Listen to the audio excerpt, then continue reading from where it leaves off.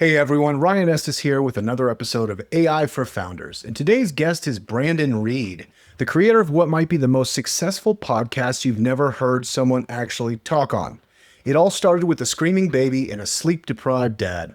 Brandon couldn't find a decent white noise file online, so he created 12 straight hours of brown noise, uploaded as a podcast, and boom, 300 million downloads later, he's the founder of Dwellspring, a mobile app and sound platform helping over 1.3 million people sleep, focus, and chill out every week. What began as a utility became a juggernaut. In this episode, we talk productizing an audience, finding resonance through audio, why taste matters more than algorithms, and how to bootstrap a sound empire from your kid's nursery. And hey, if you want to try the Dwellspring app, Brandon's offering our listeners an extra free month. Just use promo code FOUNDERS in the app to unlock it. This one's a blanket for your brain. Let's get into it. But first, some business. This episode is brought to you by Kitcaster, the podcast agency that's quietly turning founders into media legends. If you've got a story to tell, Kitcaster will get you booked on top podcasts in your industry. Think real conversations with real audiences that convert. You don't need a million followers, a book deal, or crazy PR team, just your expertise, your insight, and your microphone. Over 800 clients have used Kitcaster to raise funds, grow revenue, and build personal brands that stand out in crowded markets. So if you're ready to stop screaming into the LinkedIn void and start having conversations that actually matter, go to kitcaster.com and tell them Estes sent you. Now back to the show. Now, you and I know startups aren't built in boardrooms. They're built in the wild, during 3 a.m. bug fixes, botched launches, and that one meeting where everything almost fell apart.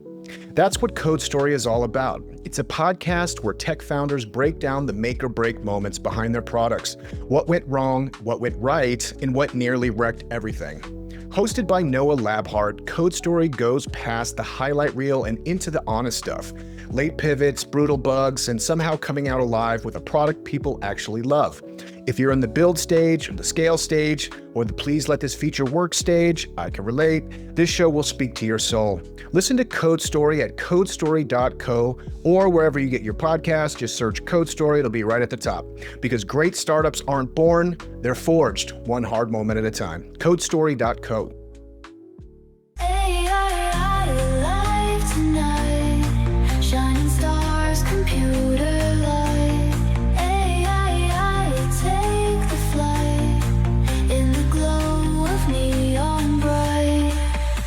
Be Reezy. So glad to have you on the show today.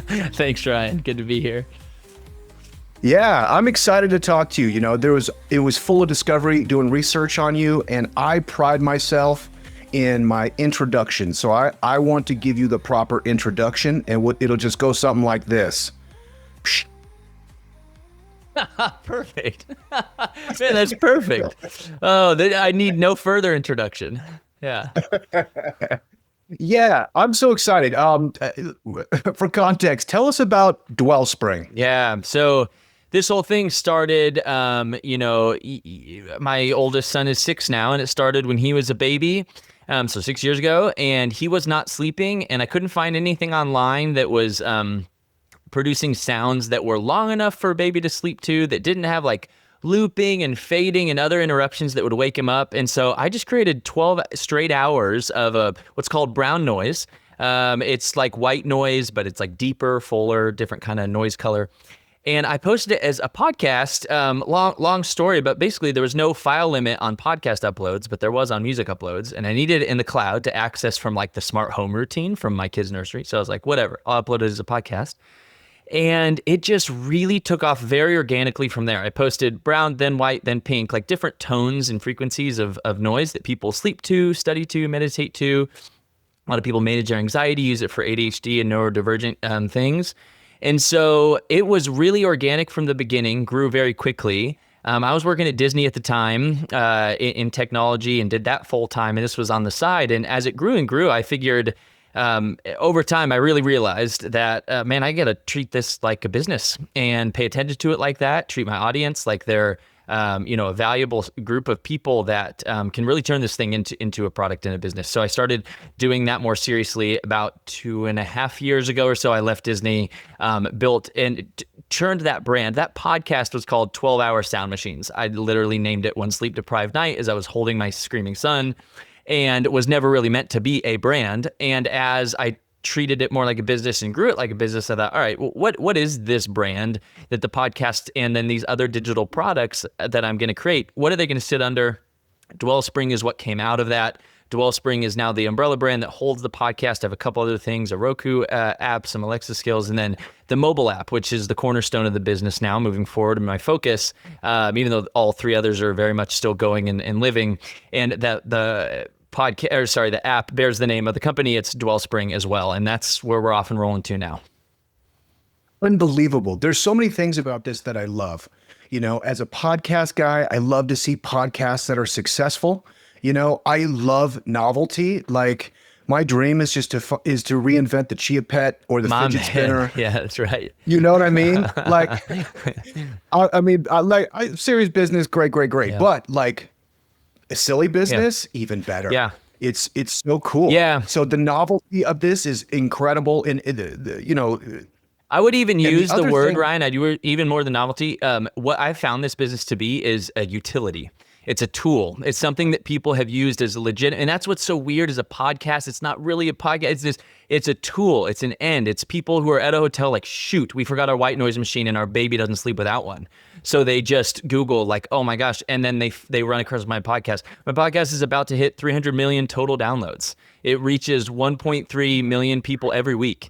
And like that, it's a juggernaut in and of itself. And then Dwellspring really was my attempt to build something that was more sustainable, that I owned the experience more end to end, could build a more effective tool because I'd own my audience, own the experience, what I don't on the podcast really. And then use the momentum of the podcast as a megaphone to point to that and say like, hey, if this content is helpful, you can also go over here. So that's what I've used it as. Yeah. Amazing. Plus, it's so smart. As a founder, it's like you build the audience first. Mm-hmm. And then once you know what they want, then you're able to deliver them products in different ways and test it. But once you have the audience, that's the crucial thing. Mm-hmm. There's so many tools. I talk to a lot of people all the time that don't have any distribution. Yeah. And it's like, dude, you built the best thing in the world in your closet, mm-hmm. Like it has to enter the world. Yeah. A lot of people really struggle with, they bring it to the goal line, but they don't get the distribution to punch it into the end zone, But if you really start with the distribution first, which is something I'm focused on, building fun little tools just to see if it catches fire.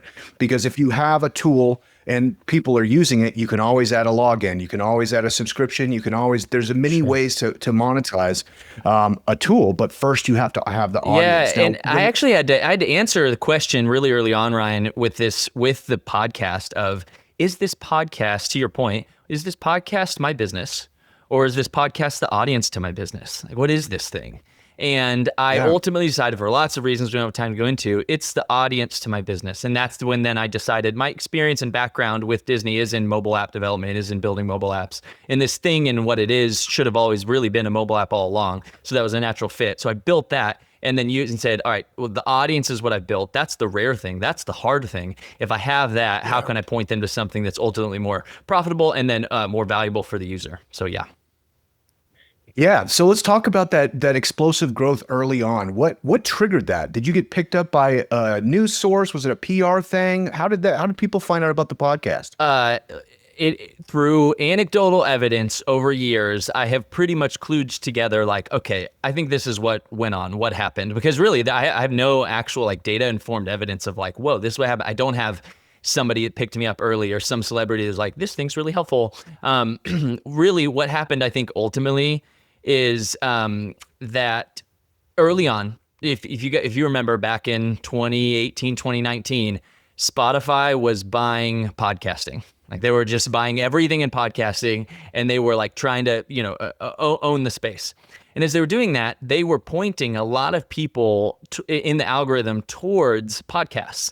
And I think there was a variety of things, a number of things that oddly, like the way I titled my content so basically and plainly and helpfully, the way the tool just solved people's problems no fluff about it. It just solved the problem. It helped people sleep. It helped people study, helped people meditate. That combined with, I think on Spotify in particular, the algorithm pointing towards podcasts, this space in music was already very big, was like this ambient tones, ambient sounds, ambient music. So as people were searching for things like that, I think I got a lot of algorithm love early. And so I got a lot of that. There was a natural, and then at some point the snowball becomes large enough to spin on its own.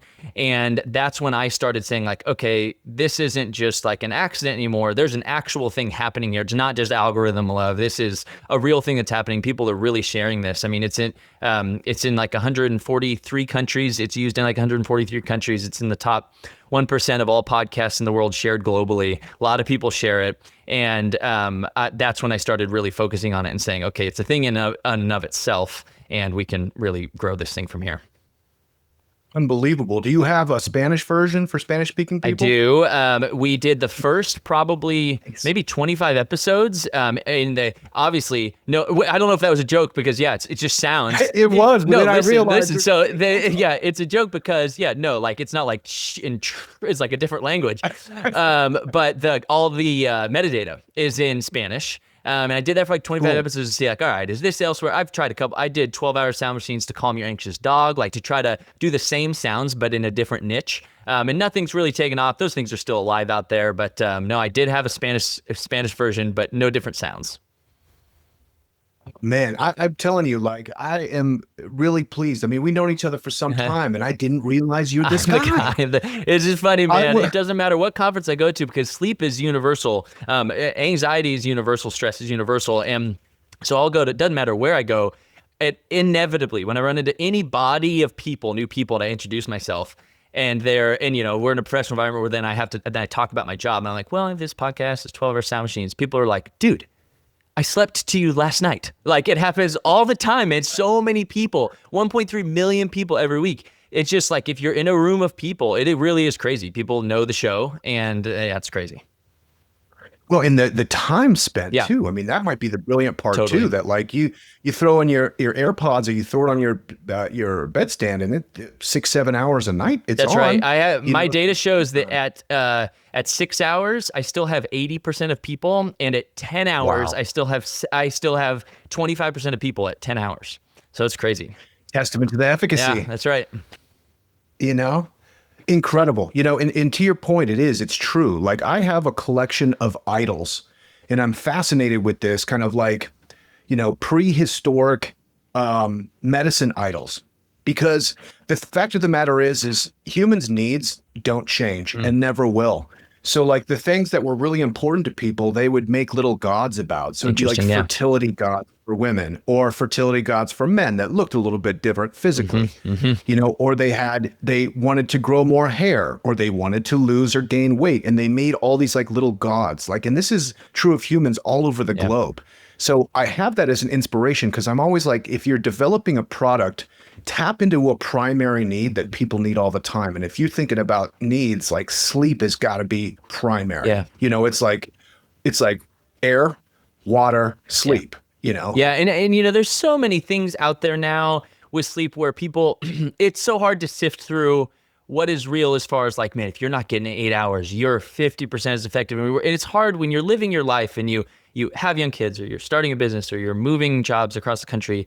And it's hard to match that with what's real life. It's like, well, listen, I only have time for 5.5 hours right now, and I'm living. Like, I know I'm tired every day, but like I'm figuring this out. I have my caffeine routine, I have whatever. So it's hard to sometimes match that with. But when you find a sound that works and it helps you sleep, the beauty about this, there's a lot of really awesome things about the simplicity of this product. But one of the things I've found that I love about it so much is that I don't have to sell it. Like if it works for you, man, people will pay me if I threaten to take it. People are like, don't take this away from me. Like but there is a moment, and actually we're A/B testing this in my app right now to understand what this actually, the number is, like the day number is. But there's a point at which it becomes like, oh, this is cool. I find this pleasant to listen to, oh, this is useful and helpful. This actually does help me sleep a little better, to like, don't you dare take this away from me. I can't live without it now. It's a habit. It switches from a nice and a luxury to a habit, to something I have to have. And to your point, it solves the need. And when you solve a need in sleep, which is something so basic, whether you believe, and there's tons of absolutely sound scientific evidence out there that says more sleep you have, the better you do and the better your brain functions.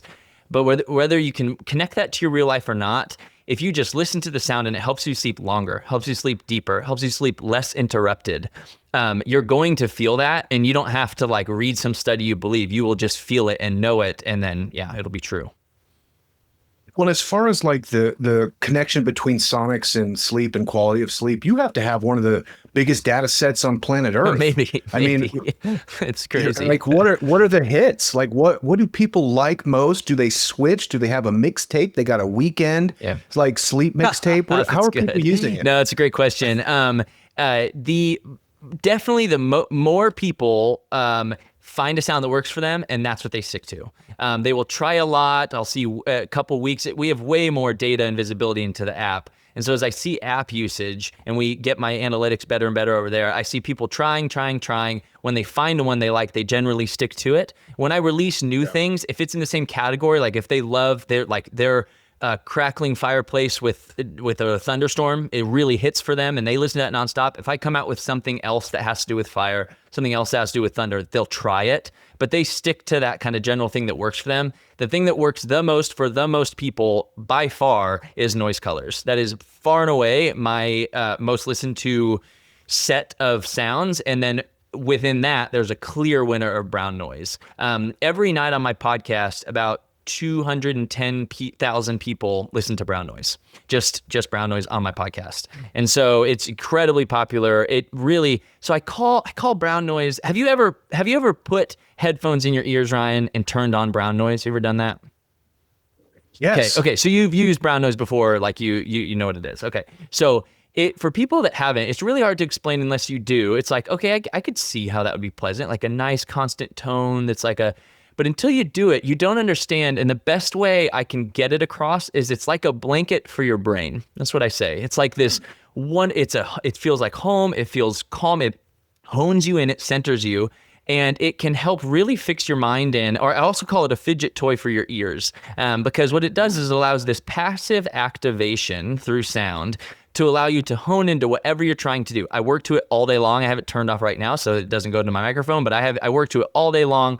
I sleep to it, so it helps me sleep, but it also helps me focus and study. This blanket that just covers me. And I hear that all the time from people with anxiety disorders as well as ADHD, with autism. Brown noise is a savior because it provides that comfort, that blanket, that calm in whatever chaos you're in, whether that's a busy work environment or you're in a noisy hotel with noisy neighbors. It helps in so many situations. And so to answer your question, though, in a roundabout way, noise colors, and then even within noise colors, brown noise. So cool. I don't sleep with it. I've recommended it to my wife because her favorite sleep noise is freaking forensic files. For 20 years. So you're married to a psychopath. Got it. Yeah. It's like rape and murder You're stories right by my. I have developed a skill that I can completely tune it. I don't hear it at all. Yeah. But I was a couple years ago and I brought the app and I was like, baby, just try this. But she found her thing, and that's you're what still she waking up to. So and the body parts were scattered all over the field, and you're like, whatever. Yeah. Yeah. When I've used brown noise, it's to calibrate recording studios because it's basically the entire spectrum of human sound from 20 hertz to 20,000 hertz, all present at the same time. So you can kind of, and I'm sure there's different ways you can mix like the spectrum there. Do you get into that at all? Are you actually effectively saying like, you know what, it actually needs a little more mids. It needs a little bit of delay or something? Yeah, no, it's a great question, because you know what I found with this in particular is that I've asked a lot of questions about the early success of this product and why. Yes, it could be the algorithm love. Yes, it could be like the timing of things. It could be the way I named my product. I think the thing that probably it's attributed to the most is that I know this sounds silly because like brown noise is like my brown noise is just like anybody's brown noise, and to a degree of that there's a degree of truth there, and that like, noise color is noise color, but brown, pink, white, green, violet, those things aren't actual scientific terms. Those are just generally people call white noise something that sounds higher staticky, like TV static. brown noise sounds a little deeper. And my brown noise sounds different than someone else's brown noise, even though if it's in the same spectrum and feels somewhat the same. But there is something that I can't tell you, man. I probably get a dozen comments a day about, I've tried everything. This is the only brown noise that works for me. And as I was explaining that to somebody at one point, someone told me, I think we really underestimate and underrate taste in entrepreneurship and in building a business. I think that taste matters for a lot. And I think that I'm not like attributing myself as like someone with this great taste with brown noise. I'm just saying, for whatever reason, my ear, my taste, because I just tuned it, man. I was just for my kid. Like, I just tuned it to what felt pleasant to me. It's like, yeah, Cooper probably gonna sleep good to that. And like, something about the way my taste worked for my ear works on a really big scale for whatever reason. So I went with that vibe for every one of my noise colors. Babbling brook in a peaceful forest, that's one thing. There's some taste there, like how many birds to have versus how loud the stream should be but in noise colors, there's just an infinite amount of variation there to all your points. And so there really is I went into my software and I just, pulled this here, I dropped this here, I lengthened this here, and I was like, that sounds good. And like, that's how I did that. And it seems to resonate with a lot of people. And so I think that there's something to be learned there with taste. I think that if you can find an area that you have resonant taste in, like taste that resonates at scale, that's not something to be like, that you should be paying attention to that and using that to guide product development, I think. Are you worried that like Kanye West is going to drop brown noise? Brown noise? No, I'm not worried about Kanye. Not Yeezy, just stay out of this space. That's right. Yeah. Cool. It's also really interesting, kind of the synesthetic attribute of this. You're talking about noise, colors, and you're describing it as a blanket and the feeling like maybe there is something about just kind of like the neutral sound quality that allows your brains it pulls other sensory images into it. Why is it brown? Well, it just has a brown vibe. Yeah. Is it violet? It has that violet vibe. I don't know what to say, but like this, when people kind of experience synesthesia, usually it's in kind of higher consciousness times when different kind of abstract connections are being made with the brain. Now, I know there's also a big, I don't want to say healing component, but like you're doing other things like binaural beats to me have always been super fascinating. I don't know why. It's kind of like if someone plays like the glass bowls, it's just like tones and sounds have like a big attraction.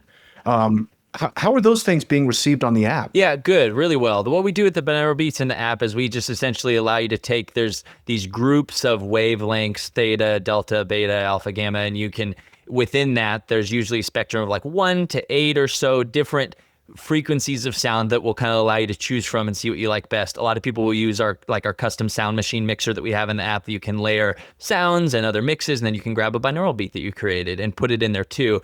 And binaural beats, without getting into all the science, essentially it tricks tricks is the wrong word, but it tells your brain, every thought has a wavelength, has an actual, like, okay, when you're scared, that is emitting that wavelength from your brain if you were to hook yourself up to the Wonder Machine and see. And so what it does is it pumps left and right channel, one frequency into one and one frequency into the other, and they're dissonant, well, maybe even dissonant is the wrong word, but different frequencies. Say we do 4 in my right ear and 8 in my left ear. The difference between those two things is 4, right? 8 and 4. And you target the brain state that you're looking for. Let's say, so 4 is actually very low. So that's a good, it's in the delta if I'm thinking right. And that's a good state to target for sleep. And so if you're trying to have your brain emit a wavelength of 4 hertz, you will put 8 in your left ear, 4 in your right ear, and your brain makes up that difference and starts emitting what's needed to make up that difference. And that is the most rudimentary, terrible explanation. But in theory, that is what's going on. And so we will do that, right? We will say, all right, here, do you want 12 hertz, and then we create the frequency in the left, frequency in the right, build that beat for you, and then you can put that into whatever other mix you have. And people love it. People mostly use it for sleep, but I'd say the second most used for that is for, like, you can enhance creativity, focus, memory retention, and we have a lot of students that use binaural beats as they study. Yeah. And for some reason, it's just really pleasing. Yeah, it's super There's pleasing. You can make it very yeah, non-pleasing if you get down into the nitty-gritty of how all the dials you can turn to make a binaural beat what it is. It can be like the wavelengths can be very high. It can be like one, one, one, one, one, really fast and almost disconcerting. But there's ways to make them very pleasant. Yeah. yeah. It reminds me, there's this like pretty challenging record called Bitches Brew by Miles Davis. It's kind of like, it's like more avant-garde Okay. type stuff when he was older. But what he's doing is he has a big delay on his horn. Oh, So interesting. when he'll play these whole notes, and what he would do is he would stretch the note like Uh, that, so it would create, in a sense, that wow wow uh-huh. wow wow Uh-huh. wow feeling. It was the first time I'd ever heard Cool. that, and for whatever reason, I just loved Mhm. it, and I was like, dude, this is so cool. And then I was turned on to the binaural Mhm. beats from this machine called the Voyager. It's like a light machine with binaural beats. Have you Oh. ever done one of Mm-mm. those? No. No, Oh I'll my write that God, down. light machines. Interesting. Yeah, light machines, they're glasses that are opaque Okay. that have like maybe a cluster of LEDs on both. And they're just like red LEDs and they strobe in different Hmm. patterns. But what happens is when you put the glasses on and you close your eyes and then it's to the Yeah, beats, interesting. it creates this psychedelic, Totally. completely Whew, I can see that being kaleidoscopic. super trippy. Yeah. Wow. Yeah, it's wild. So I remember finding that thing and then finding like binaural beats and just like and just being curious of like why is this pleasing to me? But it Yeah, is, yeah, you know. and even to sit with binaural beats, especially if tuned right, you don't notice that. You're not like, whoa, that's really high in my right ear, that's really low in my left ear. You're not. This is an indetectable thing, an indiscernible thing, but your brain picks up on it, and it really and that so it's something that just like and you can hide like you can hide binaural beats. A lot of people hide binaural beats behind like sleep music. It's a tone. You're not hearing any womp womp womp. You're not hearing, but your brain is. It's picking up on the dissonance of frequency between ears, and yeah, it's a fascinating. And there's absolutely, you can read up on your own on the science on it, and it's really compelling and really interesting to hear the results people have had. Yeah. Let's talk about productizing the audience and how you decided to rebrand one, what kind of tool you were going to use, and then how ultimately you're going to generate revenue with the tool. Yeah, with the app in particular. Yeah. Yeah. So, oh man, I remember went to a conference and I have three kids under 6, and so time away at like conferences is like so important because I can actually do actual deep work. And so I remember just filling my hotel room, like all 4 walls, anywhere that a post-it note could stick to, mirrors and other flat surfaces. I was sticking post-it notes and trying to brainstorm what is this thing? Like, what is next? And I'd already answered the question of it's the audience to my business, not my business. Okay, like great, but like where the hell does that land me? And how Dwellspring came out of that is a lot of thought and a lot of process. But the easiest way to answer how it ended up as an app was like that was where it is that content makes most sense as a mobile app, and just serendipitously that was also my background and experience was in mobile app development. So I knew how to build a world-class digital product. I built for Disney Parks and Resorts for years. We had over 1 million daily active users on that app. I mean, it's a world-class application as anybody who's used Disney digital products knows.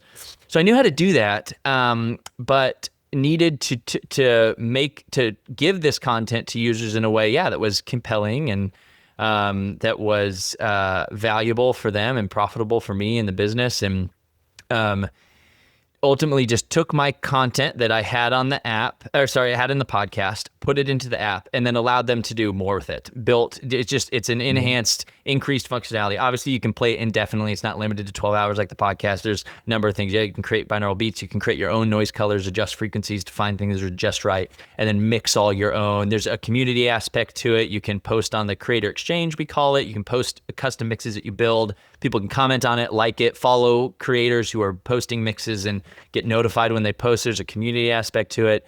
But ultimately, it should have always really been an app all along, and I knew how to build mobile apps. And so that was the direction I took with that in particular.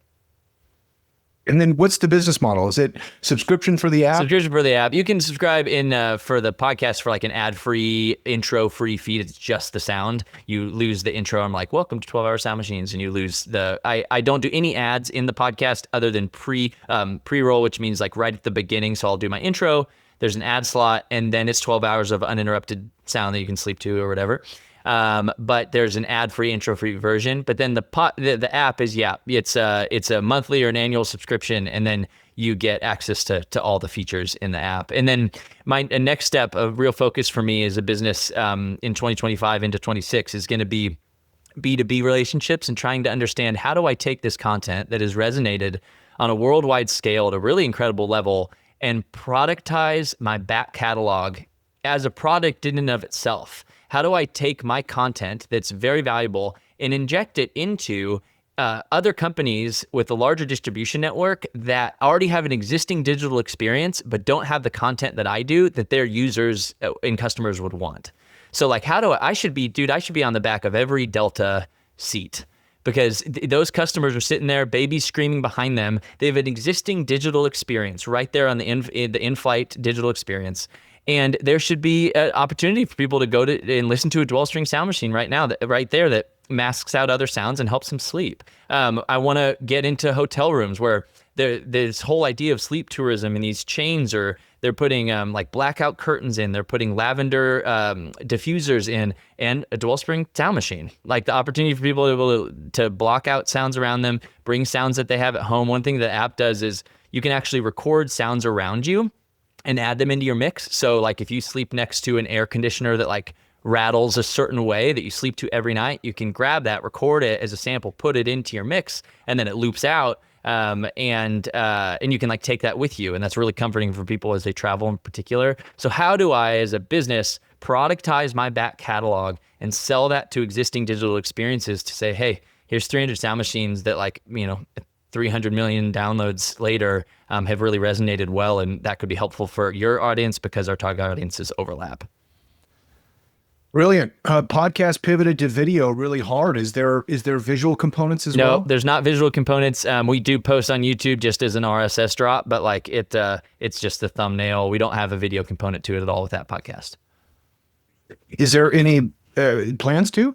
Would it take something away? Yeah, well, that's a really good question. We haven't not done video because the answer to that question is we think is yes. So I haven't come to that conclusion. But no, there's some really, this is on YouTube in particular, this is a huge space, man. It's been for a long time. Yeah, I was coincidentally one of the first podcasts, if not the first podcast, to do just what I'm doing when this all started happening. Now there's a lot of podcasts that do this, but way before that, podcasts was YouTube videos.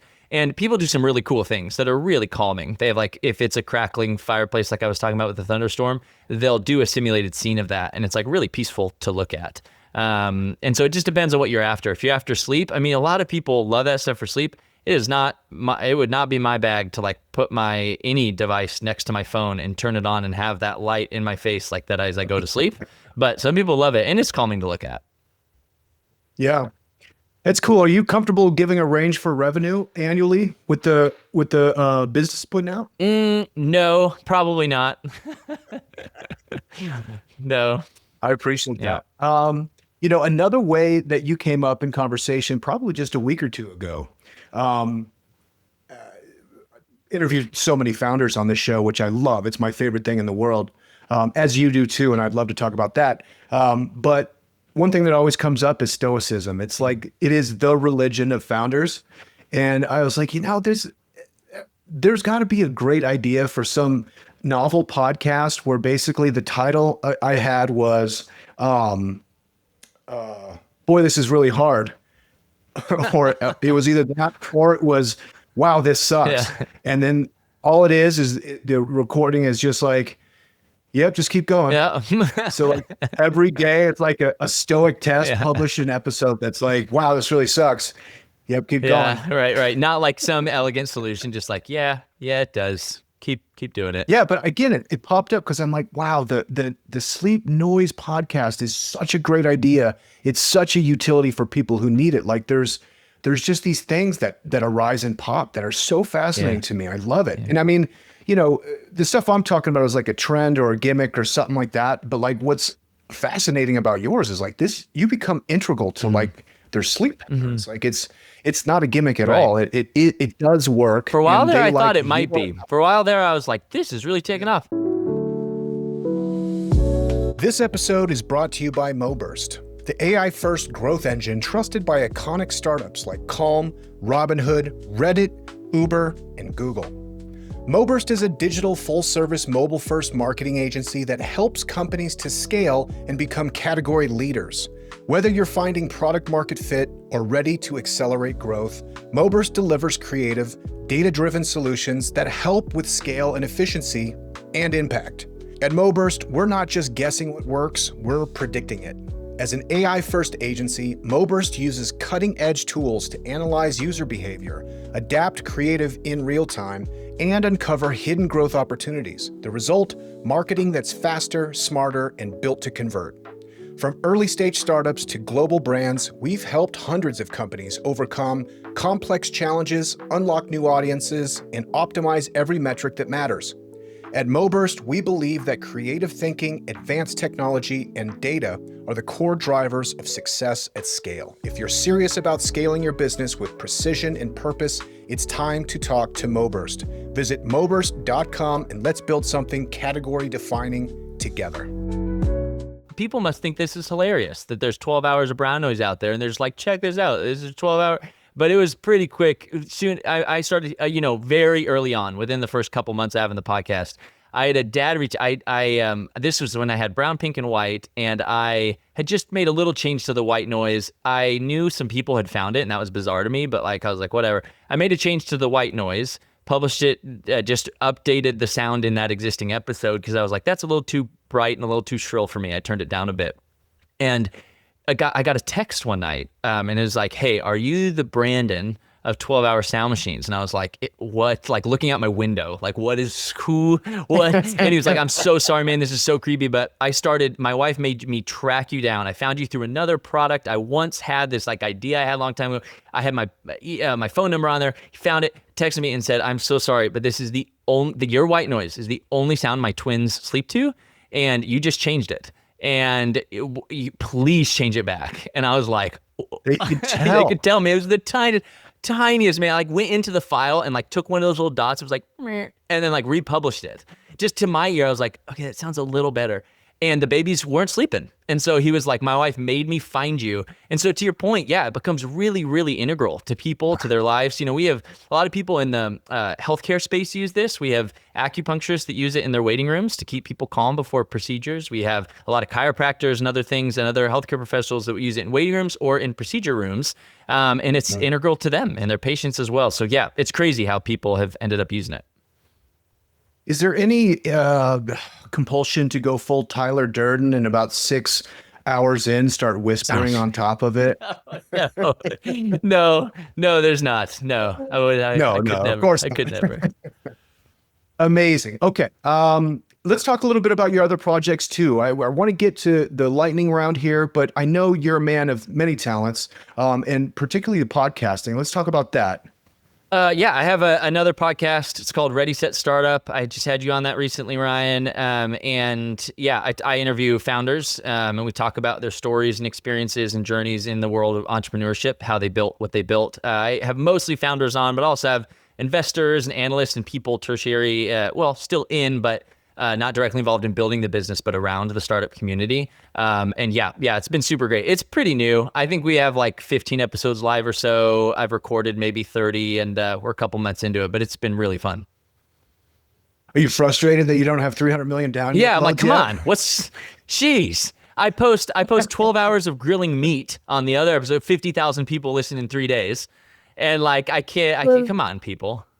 Yeah, actually sharing insights into the world, and I can't get 100 downloads.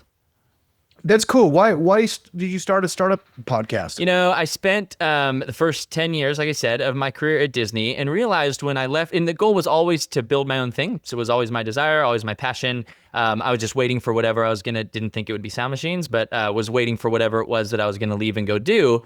And realized that once I did that and had the opportunity to, and it really, in so many ways, it was harder than I thought it was going to be. In so many ways, it was even beyond what I dreamt I wanted and knew it could be, is entrepreneurship and being in the founder world. But as I did that, I realized, man, I spent 10 years building the wrong network. I don't know I don't know legal connections. I don't have the right, I don't know trademark. I don't so many different marketing and development. And I only had my corporate network. and from like the corporate workforce. And so I needed to build that and thought, all right, podcasting is such an opportunity, as you know, to like get in front of people. I can have, dude, Ryan, I wouldn't have gotten, I'd say we got connected through Moburst, through another, and then you were like, hey, I see your podcast, I can be on that too. And like, but even that, you probably wouldn't have sent that initial email that said, hey man, like I'd love to offer my insights on your show if I did not have that podcast as an outlet to do that. And now I have this opportunity to sit with people who I need to learn from. Like this is all new to me to do this full time, to do this founder thing full time. And I thought, what do I have to offer, man? Like to somebody who's like, I could be one more guy trying to raise my hand and be like, excuse me, can I get 5 minutes of your time to like maybe ask you one question? To if I can give them an outlet and a voice and build a real high quality show, I'll get an hour of their time to ask them my questions, like things that I want to know about how I build my business. And that's, of course, I use that as an influence of what I hear from my audience and what they want to hear. But that's pretty much part and parcel. That's the same as like we're all just new founders trying to figure this out. So I have this amazing forum to learn from and grow from and hear insights from people who are doing things that I want to be doing and are where I want to be. And so that's why I decided to do it. Is like, I need to make connections in this space. These are questions I have, and this could be an opportunity to offer value to people I want to get connected to that can come share. So that's why I started it. So cool. I totally agree. All right, let's do the founder challenge question. Are you up Let's to do it?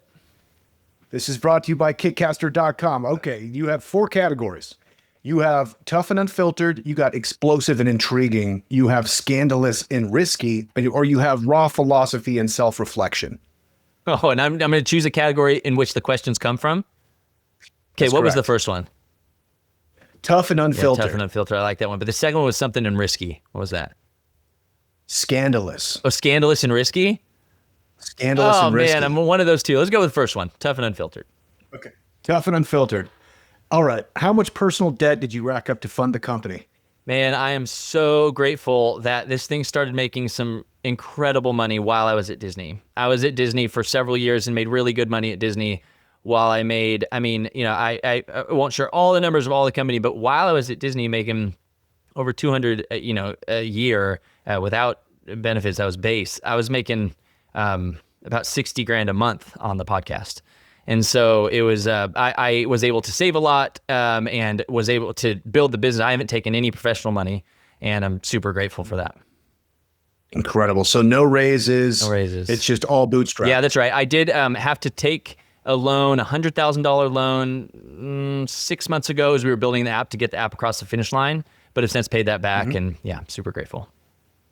Incredible. What's your most frivolous, craziest purchase with all this success? Oh man, I'm very conservative when it comes to that kind of thing. But like I don't do big purchases, frivolous that often. What though would we say? Oh man, that's big. I really am not super into that. How about like a nameplate in diamonds? No, see, that's the thing I'm not into. Oh man. No, like we didn't go buy a new car. We capped our living expenses. My wife and I, when we first got married, said that we won't have living expenses over $100,000 a year, and we've stuck to that. Yeah. And so we have everything beyond that. We save and we invest. But I mean, my largest purchases, this sounds like, I don't mean for this to be like self-indulgent or braggy, but like our largest purchases have been investments, homes and other things we've invested in. And so we've used the income from making this to further invest, and very grateful for that. Incredible. I hate that answer because I know what you're after, and I'm not trying to be like, I spend so responsibly, I only invest. Like I make irresponsible decisions too. I just can't think of one. Yeah, you don't have like a gold switchblade? I don't have a gold or something switchblade, cool? man. I don't have a Rolex. I don't know, man. How big's the team? Me on payroll. I have contractors, between all my contractors doing marketing and development and stuff, who's somewhere around like 15 or so, that are on the product, but me on payroll. That is the choice. Any There's reason pros not- and cons to that, man, and I can share all that with anybody who wants to know. But yeah, that's the choice I've done, and it's been good so far. Sure. Is there anyone you've had to fire that you personally liked but professionally couldn't defend? Really good question, man. No. You asked for tough. No, that's You asked great. for It's the- a really good question. I really like that one. No, fortunately, no. it's been all contractors, and every relationship has been professional. And so, no. I mean, and then even in my Disney day, but yeah, specifically talking about founders, no. Yeah. Amazing. Okay. Let's do the lightning round. And this is just some canned questions I try and ask everybody. You're a podcaster, you're going on podcasts, but everything else you're doing is kind of behind the scenes. Is there a thread that runs through it, or why is being a founder out front, aside from the relationships you make, important to you? Reframe the question. Why are relationships important to me in my work?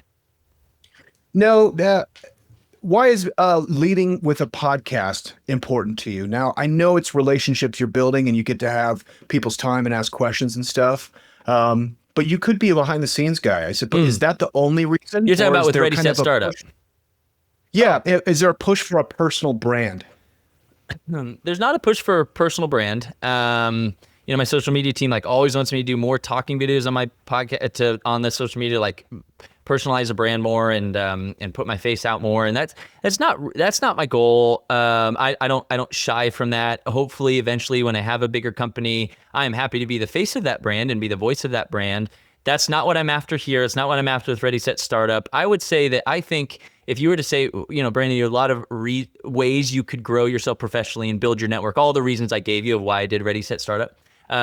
There's a lot of ways to do that. Why did you choose to do it in a way that built relationships? I'd say that's because that's just how I'm wired as a human being, as relationally driven. And so I know that that's where I can bring value. That's what I enjoy. Those are the types of interactions I usually do best in. And so probably went that route for that reason. It's the way I've always been. Do you have any other ideas, potentially, let's say, of a company you could start building tomorrow that would end the year with $1 million run rate?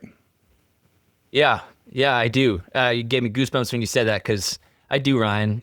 I do. I don't know how to do it yet, but I do. And it's in my back pocket, and I've always wanted to build it. And one day I will, but I can't figure out what the monetization model looks like for it. But essentially, I don't even have the pitch for it. But what it is it's called Lifelist, and it is basically people who create their goals of dreams, their life's ambitions, and in a way to create a community in which you can share your resources to accomplish your life's greatest goals. So if you are a pilot and you live in San Francisco and I work at Disney and I'm in Florida, and on your life list is to go to Disney World, and on my life list is to skydive over the Golden Gate Bridge, we figure out how to share our resources and help each other accomplish our life's greatest goals. I love that. Yeah. That's incredible. I know, man. I can't figure out the monetization model for it, but I have stopped and started Lifelist. I'm not kidding, 5 times. It's my first idea ever. I have, when I was in middle school, it's on actually a notebook of the first things I did with Lifelist. And one day I'll do it. But and I believe it has legs, dude. The reason I had goosebumps when you said that is if I figure out how to build this, it's gonna work. I know it will, because I believe it needs to exist in the world. I believe that really deeply inside me. And so if I believe that, I can make this work. But I just haven't figured that out yet, and it's not time yet. But when it is, it'll happen. Yeah, man, sign me up. I mean, I think especially we're, post-COVID era, and I think everyone's probably healed from being isolated, but I think there's a big need for in-person events. I've been planning something at the Denver Press Club, doing in-person podcast events just to get the energy and bring people together. Totally. And there's just something magical about it, man. I love that idea. And it's something else so cool about Lifeless, man, is I think that part of the idea of the business is to help people live those things out and actually accomplish those things in their life. But one thing that people don't know how to do, Ryan, is even identify what they're passionate about. What are they truly inspired by? Here's a great example I always use with Lifelist is so I love horses. It's my favorite animal. So I go onto Lifelist and I'm how many people in your life would answer the question if you're what are you most passionate about of anything in the world? What are the things you want to accomplish on your life list or bucket list? People will go, I don't know. I'm not really passionate about much. And the answer is, yes, you are. You just don't know how that manifests itself into things you can do in the world. And someone will go, I don't know. I like horses. And I was like, okay, great. Did you know? And if you signed up for lifeless.com or whatever and got part of the community, you'd see the other people who also like horses and what they're doing. And what they're doing is they're visiting Asatigua Island off the northeast coast of America, where there's more wild horses than there are people. And like, how incredible would it be to go there? And they go, oh, well, yeah, that's on my life list. And you can help people identify what they're passionate about. And then the second part is like, then as a part of a great community, there's someone that lives in Asatigua Island. And guess what? They have an Airbnb and you have something they need or want. And you guys can help each other accomplish what you're after. Anyways, don't get me on my life list soapbox, but one day I'll build it. Well, I tell you what, I have a complimentary product that I think would work really well with it. Yes, please talk to me. Okay, this is a project a buddy of mine worked on probably for too long, honestly. But you got the life list, I got the death watch. Okay. And the death watch, what you do is you put in different attributes, your age, lifestyle, these kind of things, and then you hit the button, and that will program your watch to a countdown of days. So it might be like 7,452 days, and it counts backwards by the second. Interesting. Basically calculating like, this is how much time you got left. Interesting. Now, it's interesting how it plays to the life list because we're working on this and I'm like, dude, the only way I'm going to do something like this is if we take the revenue for putting it out there and like go on a pilgrimage and find like a Tibetan monk and sit at his feet and tell him what we did and see what he says. No, it doesn't have to be something like that though. That's like this evil. What it could be is it could be a motivator to live your life. It's interesting. The reason I was like interesting, I was like, oh, that's super dark. And it's like, oh no, that actually is really inspiring. It's like you can use that feeling that innate feeling you get if you saw your death date to inspire and to enlighten and to enrich and like to, I think people could see that and that could really, you could tie that totally together with life list and be like, listen, if you've got 13,000 days, like what are you going to do with those? Yeah. Yeah. And it's like a stoic idea, you know, it's like what not everybody would resonate with it, Rome. but the people that do, I think would in a really powerful way. Oh, no, we were thinking about like, okay, go to market. We would have literally dozens of customers. What would it be? It would be based on lifestyle. Like, are you a smoker or not? Like, what do you, I don't. Well, I wouldn't want to discriminate against fun stuff. You know? So we keep like alcohol stuff out of it. You wouldn't want to tell people. Yeah. That's funny. Really, it's like, it also comes from a fascination I have with objects that change the energy of the room. You know, it's like if you're having a family reunion and everyone's having a great time and it's joyful and somebody just put like an unloaded 9mm pistol on the table. That's super fascinating. The way that would resonate through the house. Like there's certain objects, very few that have like very kind of almost spiritual weight. So, you know, the idea you had this watch or whatever, it's some novelty, whatever, Casio, and then you put it on your you're saying it manifests that date that you create on a physical device that you wear on you? Oh man, that's really interesting. All it does, and it was like we were looking for like real cheap Casios. That it's all it does is it's programmed one time and it's just counting backwards. Oh, so, dude, I can tell you right now the people in my life who would wear that. That's really interesting. Yeah. It's not necessarily dark people. It's not like people who are morbid or like that's a fascinating concept. I like it, man. Nice. Life list, death watch, holy cow. Watch out. If you were entering college today, knowing what you know now and where we're going, what would you study?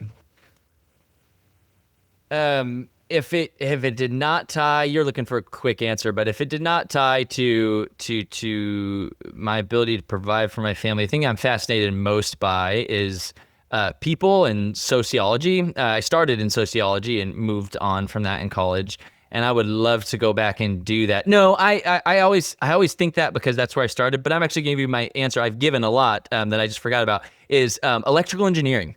I would love to actually like build circuits and work with my hands. And I've worked my whole career in software, and I'm actually really fascinated by hardware. So I'm curious, and actually Dwellspring, one very viable next step is a physical sound machine. And I'm really excited about what that would look like in my ability to like exercise the bug in me that would be hardware. So electrical engineering, that's my answer. What would it look like? The physical sound machine? Yeah. So I would want to integrate it directly into the app. Anything you create and custom, you can bring with you. And then the thing that I think is like missing out there in the market is the portability of these things. There's very small sound machines, there's things for babies, but like it comes on a carabiner and that's it. There seems to be something that you can have on your bed in particular, and something in stereo. I want a left and a right. So I see it as being something that's mounted on your bed. It would have to be some kind of universal. We'd have to figure that out in industrial design. But like it's over you, it's on both sides of you. So it's like 2 speakers. And then I'd want to take these pods that are battery powered, you pop them off, and then you have these, because another awesome thing that is the ability to listen to it without anything in your ears. So you'd slide them onto your pillow if you want while you're traveling, or you have these pods that would like, you'd have different mounts that you could basically magnetize them to whatever, to your crib, to your stroller, to your bed. And yeah, I imagine them as these like little discs. We haven't gone through industrial design. I'm not that far yet. But I think physical sound machines would be a really neat next step for Dwellspring. Sounds like a lot of people are using it for kids. I mean, you could put them in stuffed animals. Yeah, and no, stuff like I have that. I have an idea called Sleepy Pete that my wife would kill me if I said that on a public. She's like, don't call it Sleepy Pete. I'm like, I think it's great, but Sleepy Pete is this little guy, and inside of him is the core of Dwellspring, and you can build anything on your app, send it to Sleepy Pete. And it would like, I think, vibrate very, very lightly. And then kids can cuddle with it. And it would be a very deep, resonant sound that they could cuddle with in their crib or bed. And it would play the sound that you choose from the app. And I think it's great. But dude, as soon as you start messing with baby products, FDA, like it gets really intense. Like you have to be very, very careful. So I don't know if I'd wade into those waters, but I like Sleepy Pete, man. We'll see. Amazing. Brandon, I kept you long because I love this conversation. Where can people find you online? They can find me. LinkedIn's probably the best place. Brandon Reed on LinkedIn. If you want to look more up about Dwellspring, it's dwellspring.io. Dwell like DWELL spring.io. Check out the app. I would love to offer a promo code to anybody listening. What promo code would be most helpful? I'll go ahead and build that for you guys. Founders? Can we do that one? Let's do it. We'll do a month for free for anybody that comes and types in Founders. Everybody gets 2 weeks for free in the app, but if you type in Founders, you can get an additional month. Try out the app, play with it, see if it's helpful for you. And on LinkedIn or in the contact form, I mean, like I said, it's only me. So like the contact form in the website comes straight to me. If you have any questions or thoughts or things that resonated with you that you'd want to hear more about, reach out. Love to chat. Always happy to help. That's fantastic. Thanks for offering that. Oh, and you know, Ryan, I'm sorry to interrupt you. You said that a lot of founders listen. If anybody wants to share their story on my podcast, I'd love to talk to them too. Ready, Set, Startup is the name. So readysetstartuppod.com is the name of the website, and you can come and share your story there. I'd love to hear from you. Yeah, and you're a fantastic interviewer. Thanks, too. man. I loved our conversation over there. Can I publish that the promo code on the newsletter too? Absolutely. Founders. Yep. I'll set it up right after we get off the call. Amazing. Thanks, Brandon. Thank you, Ryan. It's great. A lot of fun. Hey, founders, let me ask you this. Are you building with AI or getting left behind by it? If you're serious about scaling smarter, faster, and bolder, you need to check out aiforfounders.co. It's your go-to resource for cutting through the noise and actually using AI to grow your startup. Each week, AI for Founders drops a sharp, no-fluff newsletter, dives deep with expert guests on the podcast, and hosts monthly workshops where you can get your hands dirty with the real tools and strategies. Whether you're pre-seed or Series B and beyond, launching something new, or just staying sharp, AI for Founders gives you the edge you need to win in 2025 and beyond. Hit aiforfounders.co to subscribe to the newsletter, tune into the podcast, and grab your spot in the next workshop. And it's all free. Build smarter, move faster, think bolder with AI for Founders. Now back to the show.